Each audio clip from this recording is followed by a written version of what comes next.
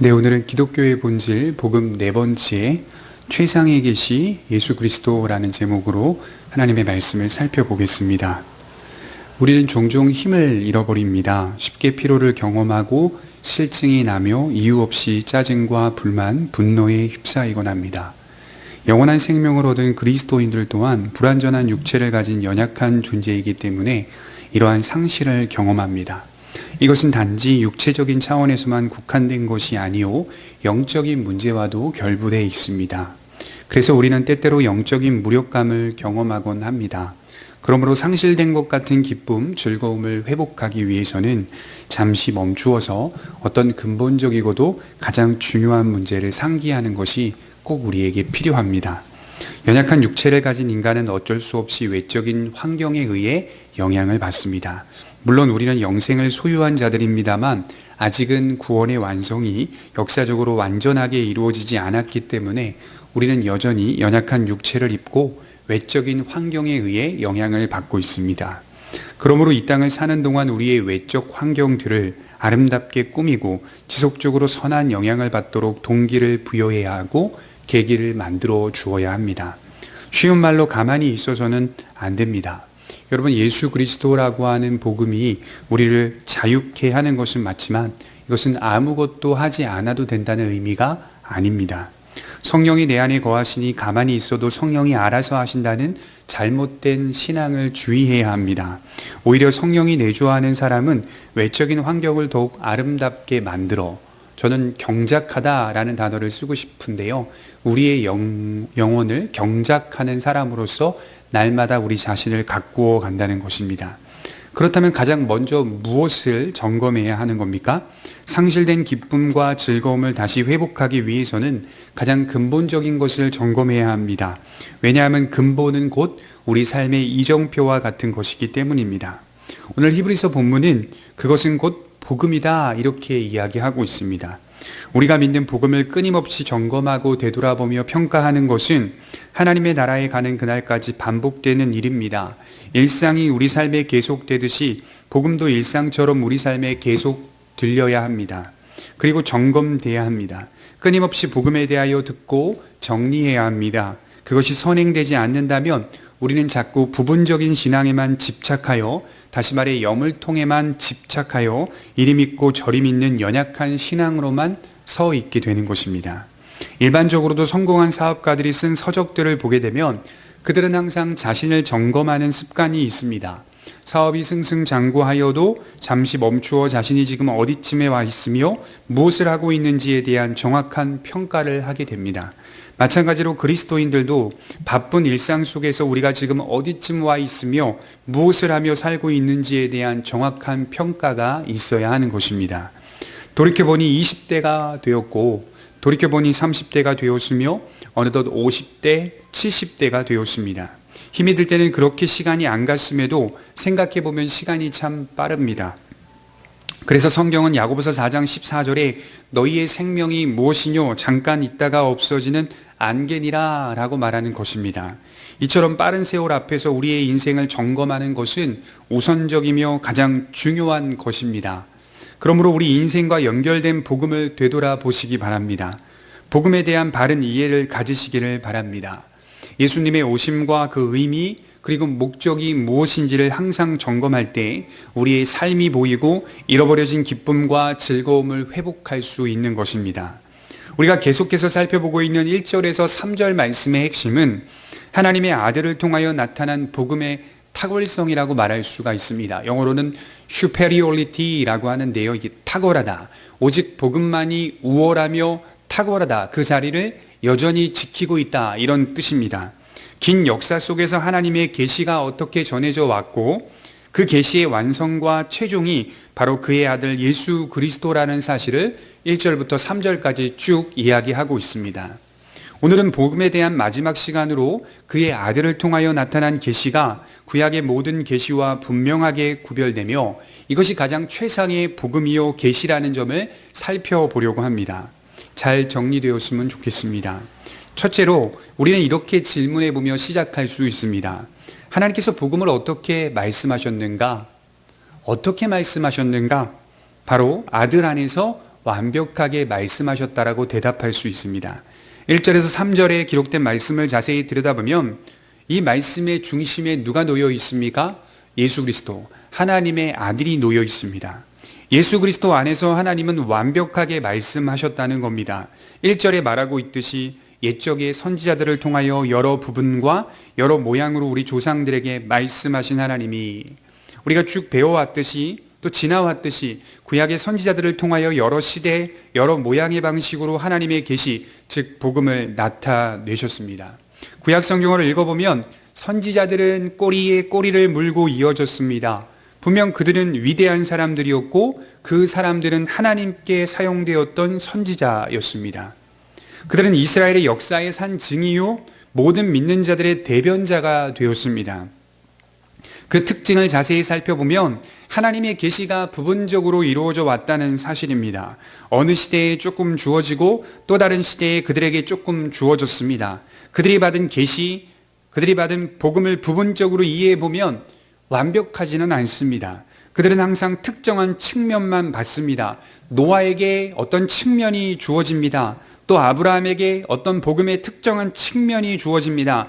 야곱에게 특정한 측면이 주어집니다. 그것이 보충되고 추가된다는 사실을 볼 수가 있어요. 그런데도 불구하고 계시의 통일성이 있다. 우리가 배워왔죠. Element of Unity. 계시의 통일적 요소가 있다는 사실을 발견한다. 각 시대의 역사적 시간의 간격이 그렇게 큼에도 불구하고 서로 조작할 수 없을 만큼 분명한 통일적 내용들이 그들에게 주어져 있다. 연속적이고 역사적이다 이라는 사실을 분명히 배워왔습니다. 하나님이 이루시고자 하시는 것이 무엇인가? 바로 진정한 복음이라는 사실을 배우게 됩니다. 서로 상호 보완하며 역사적 연결성을 가지고 연속적으로 이루어져 왔습니다. 이것은 마치 이 몽타주와 같다 이렇게 생각이 들어요. 여러 부분이 합쳐져서 몽타주를 만들어내고 있는 것이죠. 우리가 기억해야 할 것은 여러 선지자들을 통하여 역사 속에 나타난 계시들은 불완전하다는 것입니다. 선지자들의 계시가 각각을 놓고 볼 때는 복음이 온전하게 드러나지는 않습니다. 그러나 마침내 완벽한 선지자가 오셨습니다. 그분이 드러낸 계시는 완벽하고 불완전하지 않습니다. 구약 성경은 메시아가 올 것을 예언합니다만 그 메시아의 성격이 선지자, 대제사장, 왕이라는 삼중적인 의미를 담아내고 있습니다. 구약에서 메시아라고 하면 바로 선지자, 대제사장, 왕이라는 삼중적인 의미가 담겨 있는 겁니다. 구약 전체의 위대한 주제를 연구해 보면 구약은 참된 선지자가 올 것이다. 이걸 이야기하고 있는 것이죠. 구약은 참된 선지자가 올 것을 예언하고 있는 약속의 말씀입니다. 신명기 18장 15절과 18절 말씀에 보면 내 하나님 여호와께서 너희 가운데 내 형제 중에서 너를 위하여 나와 같은 선지자 하나를 일으키시리니 너희는 그의 말을 들을지니라. 나와 같은 선지자 하나를 일으키시리니 메시아를 의미하는 것입니다. 모세는 메시아에 대하여 오실 참된 선지자라고 기록하고 있어요. 그분이 누구십니까? 예수 그리스도이십니다. 그분은 완전하고 완벽한 온전한 선지자였어요.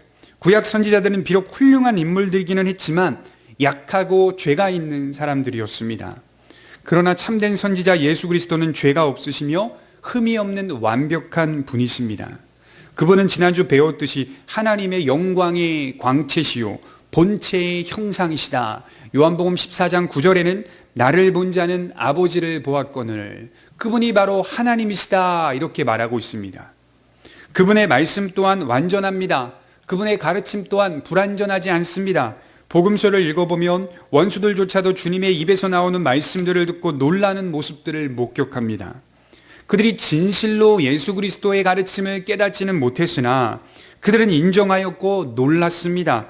이 세상에 완전한 교사, 완전한 선지자가 온 것입니다. 또한 예수님은 완전한 대제사장이십니다. 히브리서 1장 3절 오늘 3절 본문을 보면 이것을 아주 잘 드러내주고 있습니다. 죄를 정결하게 하는 일을 하시고 높은 곳에 계신 지극히 크신 이의 우편에 앉으셨느니라. 구약 성경 속에는 각종 제사 제도와 의식들, 예식들로 가득 차 있습니다. 그 중심에 죄의 문제가 있고 그 죄를 해결하기 위해 인간은 무언가를 해야만 했던 것입니다. 제사장들은 직무에 따라 다양한 단계로 임명되었고 성막과 제단에 봉사하였습니다. 히브리서를 읽어보면 강조하는 게 있죠. 유독 제사 제도에 대한 단어들이 많이 나와요. 그분은 구약에서 보여준 레위 계통과 아론의 계통의 불완전한 제사장이 아니라는 점을 비교하고 있습니다. 오직 예수님은 하나님께 온전한 제물을 드릴 완전한 대제사장이십니다. 그분은 멜기세덱의 반차를 따른 완벽한 대제사장이라고 기록하고 있습니다. 나아가 그분은 대제사장이자 동시에 완벽한 제물이기도 하였다, 이렇게 말하고 있습니다. 구약에서 나타난 황소와 염소, 순양의 피는 결코 온전한 피가 될 수 없습니다. 그것은 단지 의식적인 피라고 말할 수 있습니다. 여전히 인간은 완전한 제물을 필요로 하였습니다. 하나님의 거룩하심과 의로우심을 만족시키기 위해서는 완전한 제사, 완전한 제물, 완전한 제사장이 필요했던 것이죠. 그것은 오직 예수 그리스도 안에서만 발견되는 것입니다. 아무 흠도 없고 점도 없는 어린 양이자 대제사장이신 예수를 깊이 생각하라. 히브리서는 그것을 강조하고 있는 겁니다.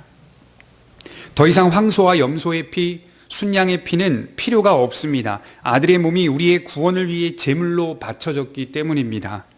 또 하나 예수 그리스도는 참된 왕이시다, 이렇게 말할 수가 있어요. 우리가 메시아의 성격을 이해해 볼 때 선지자, 대제사장, 왕이라고 하였습니다. 주님은 왕이십니다. 히브리서 1장 3절 본문을 보면 높은 곳에 계신 지극히 크신 이의 우편에 앉으셨느니라. 영광, 낮아짐, 다시 영광으로 마무리되고 있습니다. 가장 높은 자, 인간이 충성할 만한, 복종할 만한 진정한 왕이십니다. 세상은 언제나 왕을 고대하고 기다립니다. 인류는 충성을 바치기에 합당한 대상을 기다립니다. 오랜 기간을 걸친 역사 속에 나타난 왕들과 지배자들, 권력자와 군주들은 항상 있어 왔습니다. 그러나 그들 중 어느 누구도 온전한 왕은 없었어요. 인간의 전적인 충성과 복종을 받기에 합당한 왕은 없었습니다. 오히려 그들의 모습은 불완전하며 약하기 그지없었습니다. 그럼에도 인류는 어떻습니까? 그런 죄인들이 여전히 인간에게 복종을 요구하고 있습니다. 무조건적인 복종을 요구합니다. 그러나 복종을 요구하기에 합당한 이는 오직 한 분이신 예수 그리스도, 하나님의 아들 뿐입니다. 그러므로 하나님은 아들 안에서 완벽하게 말씀하셨던 것입니다. 그분은 완전한 선지자, 완전한 제사장, 완전한 제물, 완전한 왕이라는 것입니다. 조금 더 들어가서 하나님께서 그의 아들 안에서 완벽하게 말씀하셨다고 할 때 이 완벽함, 퍼펙트 또는 perfectly라고 하는데요. 이 완벽함이라는 단어 안에는 finally, 최종성, 최종적이라는 의미가 담겨 있습니다. 복음은 아들 안에서 완벽하게 나타났고 이것은 최종적으로 나타났다, 이렇게 말할 수가 있습니다. 왜 이것이 중요할까요? 인간이 부패하여 자신이 생각하기에 또 다른 완벽한 것이 있다고 생각하기 때문입니다. 자꾸 인간은 또 다른 무언가가 있겠지, 또 다른 완벽함이 있겠지, 그리고 다른 것을 찾아 나서려고 하는 것이지요. 히브리서를 읽어보면 돌아가려 합니다. 유대인들이 기독교로 개종한 뒤에 다시 유대교로 돌아가려 합니다. 마치 로마 가톨릭 교회 신자가 기독교에 와서 신앙생활하다가 다시 카톨릭으로 돌아가려는 것과 같습니다. 카톨릭의 여러 의식과 여러 미사와 여러 고행이 좋다는 거예요. 그리고 율법대로 살아가면 구원을 받는다는 율법으로 돌아가려 한다는 겁니다. 그래서 우리는 최종적이라는 의미를 반드시 인식해야 돼요. 그의 아들 안에는 완벽함과 최종적이 들어있다. 그의 아들 안에는 최종성이다 라고 하는 것을 인식해야 돼요. 다른 길은 없다. 오직 예수 그리스도 안에서 완벽하게 최종적으로 복음이 나타났다는 것입니다. 복음은 그의 아들 안에서 완벽하며 최종적입니다. 둘째로 하나님께서 무엇을 말씀하셨습니까?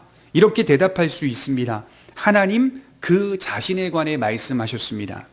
우리가 정말 주의해야 할 것은 복음을 단지 휴머니즘이나 사회적 상황으로 이해하는 잘못된 경향입니다. 복음이 시대와 상황에 대한 관심 정도로 이해하는 것, 이것은 복음을 위축시키고 복음의 영원한 중요성을 망각하는 태도입니다. 복음은 무엇입니까? 하나님 자신에 관한 지식입니다. 그것은 결코 인간에 관한 말씀이 아닙니다. 인간은 자기중심적이기 때문에 항상 자신을 더 행복하게 해주고 더 편안하게 해줄 무언가를 기다립니다. 우리 자신의 병적인 자기 지향성을 생각해 봅니다. 병적인 자기중심성. 믿는 것도 자기중심적으로 믿지 않습니까? 하나님에 대한 관심보다 자기에 대한 관심 속에, 이 투철한 자기 관심 속에 사로잡혀 하나님이 무엇을 말씀하시는지 들으려 하지 않습니다. 여러분 정말 조심하셔야 됩니다. 2006년도에 미국에서 조사를 했다고 해요. 하나님이 내 삶의 가장 우선순위입니까? 그렇게 생각하십니까? 이렇게 질문을 했다고 해요. 미국 전체 그리스도인들 중에 단 15%만 그렇다. 하나님이 내 삶에, 내 인생 속에 가장 중요한 위치에 차지해 있다.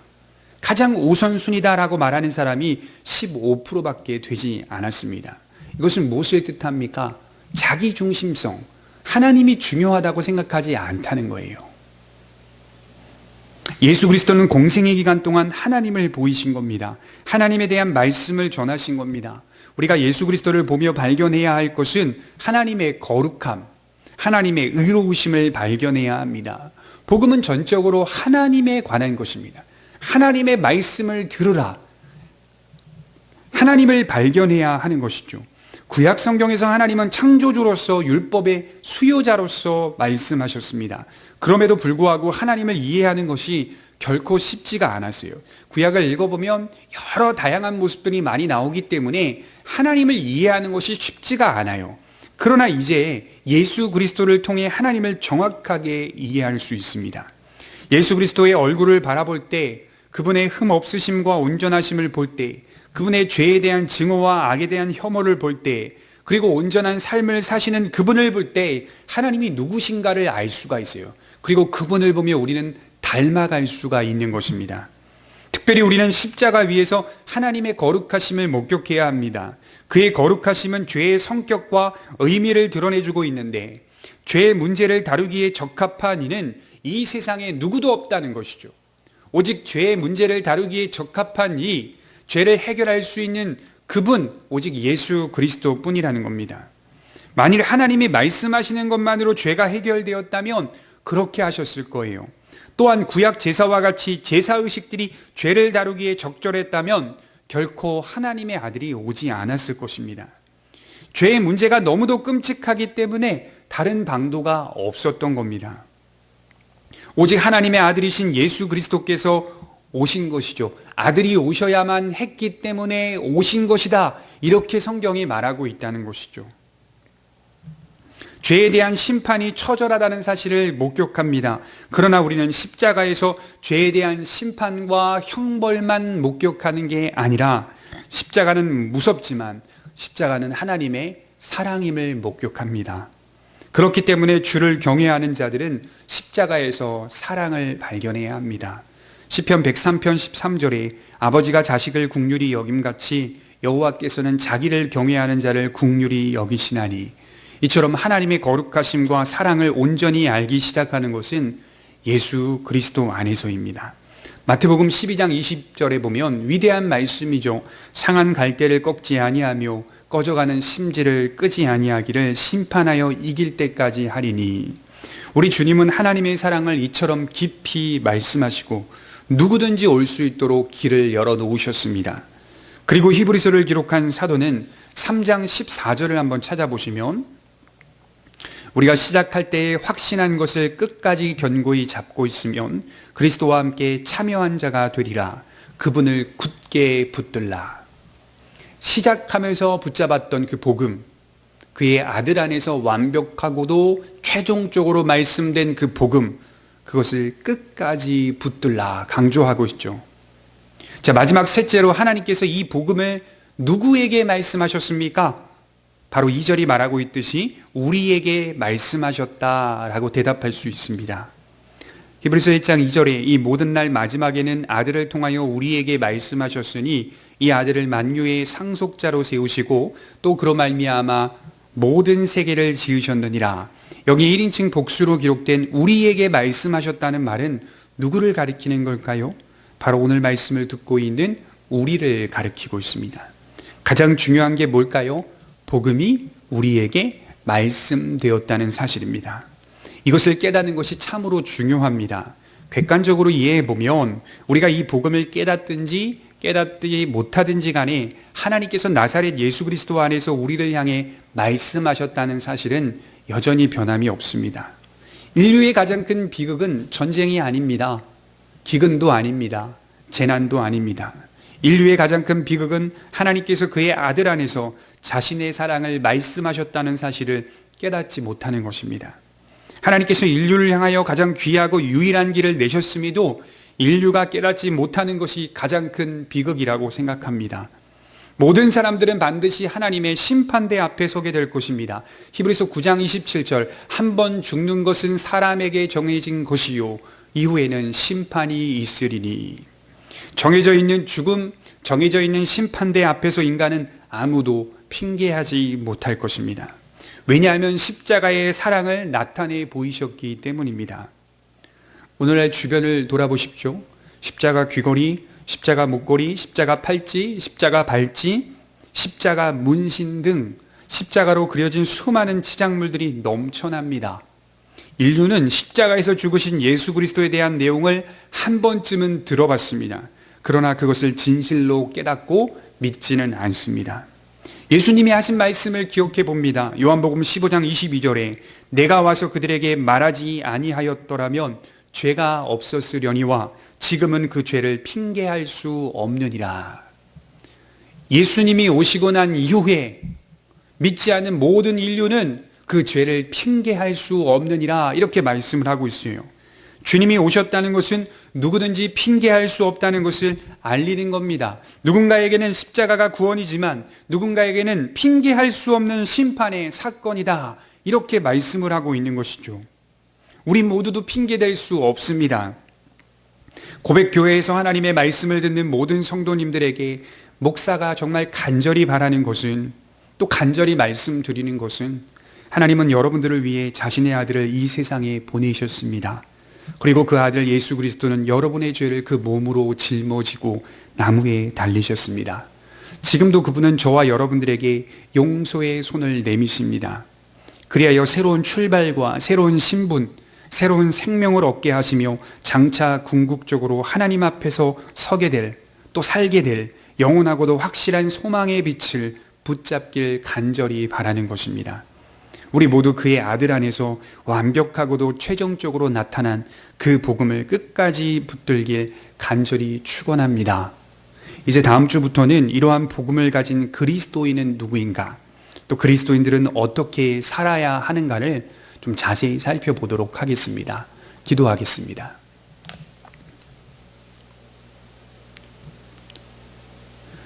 사랑이 많으신 하나님 아버지, 그의 아들 안에서 완벽하고도 최종적으로 복음을 알리셨고 나타내 보이셨다는 사실을 배우게 하시니 감사합니다. 우리가 이 땅을 살아가는 동안 도대체 어디서 위로를 얻고 도대체 어디서 소망을 얻을 수 있겠습니까? 하나님께서 성경을 통하여 나타내신, 또 역사 속에서 하나님이 이루신 그 십자가의 사건과 복음을 마음 깊이 새기며 정말로 우리가 무엇을 믿고 있는지, 또 무엇을 붙잡아야 하는지를 다시 한번 되돌아보는 우리의 신앙이 되게 하여 주시옵소서. 감사드리며 예수님의 이름으로 기도하옵나이다. 아멘.